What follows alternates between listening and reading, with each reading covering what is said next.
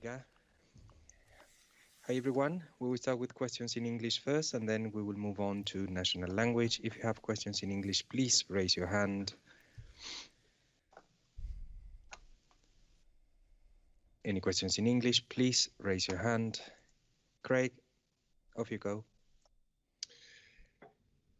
Iga, well done. How does it feel to get your title defense up and running? And what happened with that second set? It really tightened up. Were you concerned? Well, first of all, you never know what's gonna happen when you're coming out on a court as a defending champion. Because I've never been in a situation like that, so I'm really glad I could, handle that pretty well and just play tennis, and play a normal match, without having in the back of my mind that I'm defending the title. So first set was really good for me. I was really offensive and I didn't let Kaya find her rhythm. But in a second, I feel like I backed out a little bit and I gave her some chances and she used them pretty well. So I kind of lost a little bit my confidence, but I knew that as soon as she's not breaking me, everything is under control, and just probably two important balls are gonna be the most important for that set. Mario. Mario, unmute yourself. Okay. Yeah, go ahead. Can you hear me? Yeah, go ahead. Hello, Iga. Happy birthday for today. Thank you. I remember the match. You play against Kaya in Australia when you couldn't hug her, and how important was for you to see that things are getting normal and to keeping up with your best friend for now. It's never easy to play against your best friend, and I have some experience because I played with Kaya for a few times, and I play with my other friends, on junior level. So you just try to block this friendship for 2 hours and just focus on the game, and I think I'm doing that pretty well. It's nice to have that skill. So I was just trying to treat Kaya as any other girl, as any other opponent, because in sports, when we're on court, you can't have thoughts that are gonna make your game more soft, So I'm pretty happy that I could handle that. David. Hi, Iga. Happy birthday and congratulations on the win. It feels like from Madrid to Rome to here, it feels like you've gotten better with each tournament. Does it feel like that way to you? And especially in the last couple of matches, not dropping that many games, do you feel like you're in a zone? How does this level compare in your mind to maybe when you started the clay court season? Yeah, for sure. I feel like my game is better and better, and my coaches were planning everything for me to have the peak of my shape right now. So hopefully it's gonna be here. But still, even though I have big confidence and I'm feeling really good, you still have to remember that every match has a different story and many things can happen on court, and you just have to be careful all the time and not let yourself think that you're better or something, because you're not. Everybody is equal on court, and it doesn't really matter what's your ranking or if you won last tournament, because it's tennis and it's pretty unpredictable. Craig. Iga, I was just curious to know what it felt like going out on court to defend something as big as this. It's not something you've done before. Were there nerves? What were the emotions like? Or did you just try to put behind you what happened in October? I've tried to put it behind me and kind of use it in a positive way, because I just know that I'm feeling good here and I love playing in Paris, and my game was here for the last couple of tournaments, not only last year. So obviously it's different. It's more stressful for a little bit, but still first rounds are always tricky, so I wouldn't say that the stress level was much higher. It was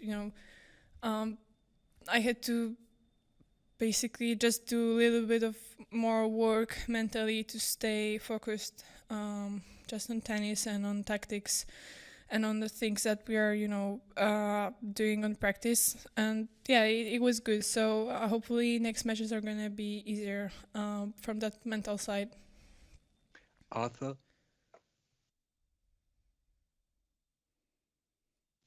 You need to unmute yourself. Yeah.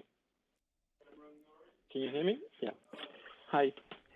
You said during your last press conference that during your mental work, you were trying to have lower expectations.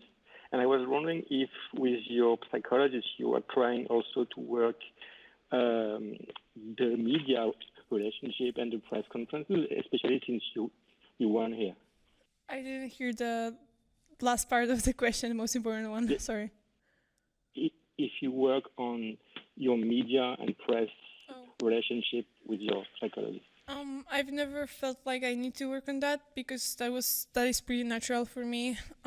Since I was even like 13 and 14, we had some Polish media that was always interested and that wanted to talk with me. So step by step, I was getting more and more experience, and I was kind of learning how to have a good relationship with media and also, do it that way that it's not bothering me. And I think the process should be the same for every tennis player because, when you are like, I don't know, top 3 in your country as a junior, there's gonna be probably some expectations from the outside, and you're just learning how to do that. But of course, it's much different when you suddenly get a success.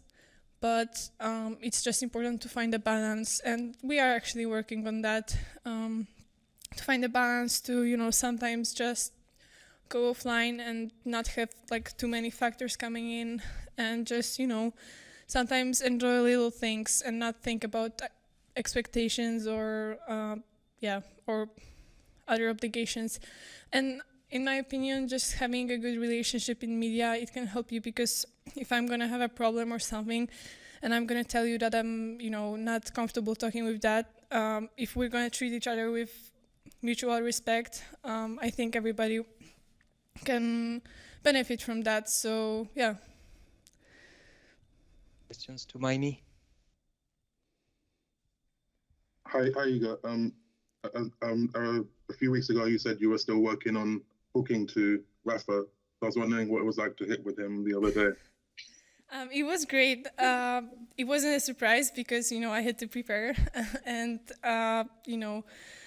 write some small talk topics, not to have awkward silence. But Rafa is really great, and he's a really nice guy. And even though I'm pretty introverted, it was really fun for me. And obviously, I got to feel his forehand, which was great, and his topspin. So that was a whole new experience for me, and it gave me like a lot of positive energy, and it was really like inspiration. It was a huge inspiration for me. So it's really nice to see such a champion being, normal off court, and also being, telling jokes and being a little bit sarcastic. It's really nice, and he's the guy that everybody can take something for themselves. Sorry. And last one, Eli. Thank you, Diego. Charming voice, by the way. Iga, I would like to ask you a question about night sessions. There is going to be, as you know, night sessions as of today in Roland Garros for the very first time in the history of the tournament. I want to know if, for you players, when you're designated to participate in a night session, is it added pressure because you're on that center stage? You know that all the eyes are on you and nowhere else. The spotlights are on, shining bright. Is it added pressure? Is the pressure positive? Is the pressure negative? Is it tough? Is it great? Is it you not like it? I like it. I really like it because it's like a totally different vibe on the court, and I like playing like match of the day or something, so it's okay for me. But the hardest thing for me is changing my routine and waking up later and then doing a nap and then, you know, resting for the whole day because you don't want to get too tired and you don't want your mind to be too busy before the match. So this is the hardest part for me, and I've played some night sessions, but still, comparing to all the matches that I played, I don't have like a huge experience in it. So I'm still finding my like perfect solution to be in a best shape in the evening. But yeah, I think it's great, and especially I felt that you know, on Australian Open, because I think I was playing like 10 p.m. and my energy level was a little bit down, but then when I heard the people cheering, and there were actually many Polish people, they were really like energetic, and it gave me a lot. So I really like night sessions. Thank you very much, guys. We'll carry on with national language. So raise your hand. Robert, your turn. Thank you very much. Iga, na początek wielkie brawa. Urodziny w Paryżu to wielka rzecz, prawda? To prawda. Trochę się bałam, że w jakiś sposób mogę je sobie zepsuć, jeśli ten mecz nie potoczyłby się tak, jakbym chciała. Ale cieszę się, że zapracowałam na to, że mogę teraz się trochę pocieszyć urodzinami i nie wiem, jakoś celebrować. Wait, Robert, I need to mute yourself because your microphone is a little bit some noise. Okay. If you can mute yourself on your own after each question in between, that will help us. We can repeat the question. Try to mute yourself when Iga is answering, because there's a little buzz in your cable or something. Go ahead, carry on. Okay. It's okay now? Halo? No, but carry on, no worries. Iga, słyszysz mnie? Tak, jest wszystko okej, tylko jest taki szum w tle, ale mi to nie przeszkadza. To jest air condition. Okay. Next question, okay? Iga, opisz właśnie te emocje. Kort centralny, bronisz tytułu, wychodzisz, mecz ze swoją przyjaciółką, nie jest to przecież party. Ona nie przychodzi, żeby z tobą świętować, tylko żeby walczyć, bo tutaj, no jak to możemy kolokwialnie powiedzieć, nie ma zmiłuj się. Jak te emocje, też powiem kolokwialnie, ogarniałaś wchodząc na kort? No przede wszystkim starałam się nastawić do tego meczu tak jak zawsze i w pewnym sensie trochę zapomnieć o tym, że bronię tytułu i mieć taki dystans do tego. Wiem, że jakby też nic jakby nie muszę, bo zdobyłam dużo punktów podczas clay seasonu generalnie i wygrałam turniej w Rzymie, co właściwie nawet nie było moim celem, bo nie przypuszczałam, że uda mi się to zrobić. Więc po prostu staram się do każdego meczu podejść na luzie i traktować jako właśnie nowe doświadczenie i też dać sobie czas, bo właśnie jest dużo takich historii, o których opowiadają zawodnicy, że po wygraniu pierwszego szlema ciężko jest wrócić do takiego swojego odpowiedniego rytmu, dlatego ja po prostu wiem, że mogę spodziewać się wszystkiego, a wykonuję na razie swoją robotę i to idzie dobrze. Myślę też, że z meczu na mecz będzie coraz łatwiej po prostu skupić się na tym turnieju i już nie wracać do tego, co się stało w październiku. Pierwszy set wygrany łatwo, ale w drugim trzeba pochwalić Kaję, która rzeczywiście walczyła, poczuła swoją szansę i nie było łatwo, a z drugiej strony też pewnie jesteś zadowolona z tego ostatniego gema, że nie doszło do tiebreaka. Było 0-40 i były trudne wymiany. Piłka gdzieś tam linii dotykała, no i dałaś radę. Tak, to prawda. W drugim secie na pewno Kaja nie dała mi żadnego prezentu urodzinowego.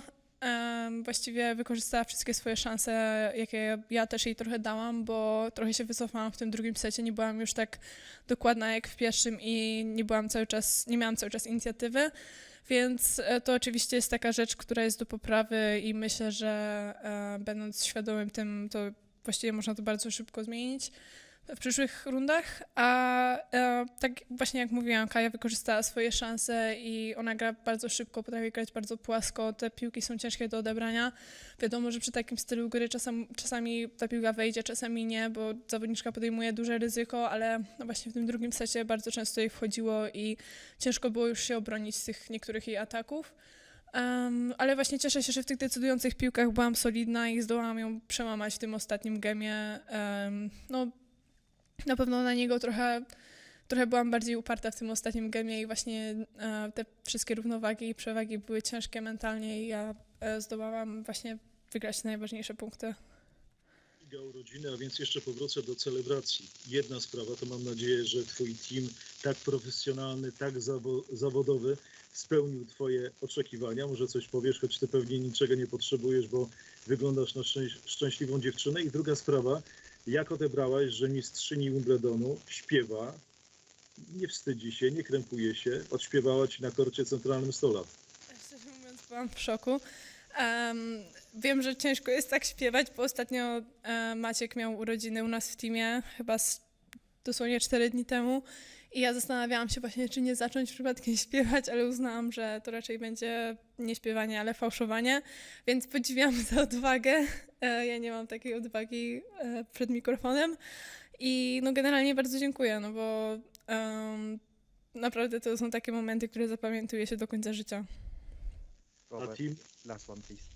Okej, to już nie będę pytał o team, tylko może jeszcze jedna sprawa. Iga, podziwiasz Rafę Nadala, był trening, nie będę pytał, czy odbiliście jakieś piłki, czy nie, takie no, na punkty, ale co w nim cenisz poza tymi cudownymi forehandami, poza tą nieśmiertelnością na ceglanej mączce, co cenisz w nim jako w człowieku, no bo Rafa no, na przestrzeni lat rzeczywiście zachowuje się krystalicznie. Właśnie przede wszystkim cenię go ze względu na to, jakim jest człowiekiem, że jest bardzo skromny, że te wszystkie zwycięstwa, które odniósł, go właściwie nie zmieniły, nadal ma takie same wartości, przynajmniej na to wygląda. I też, że jest takim normalnym człowiekiem po prostu do pogadania i właściwie to ciężko to opisać, po prostu takie coś się czuje. I nie jest w żaden sposób arogancki, ani właśnie nie wywyższa się, raczej po prostu traktuje wszystkich bardzo fajnie i jest bardzo miły, więc to przede wszystkim od początku zresztą to też miało wpływ na to, że jego akurat jestem fanką, prawda? Więc bardzo się cieszę, że miałam taką okazję i to taka kolejna rzecz, którą zapamiętam do końca życia. Thank you very much, Iga. Thank you very much, guys. Thank you. Dziękuję. Bye.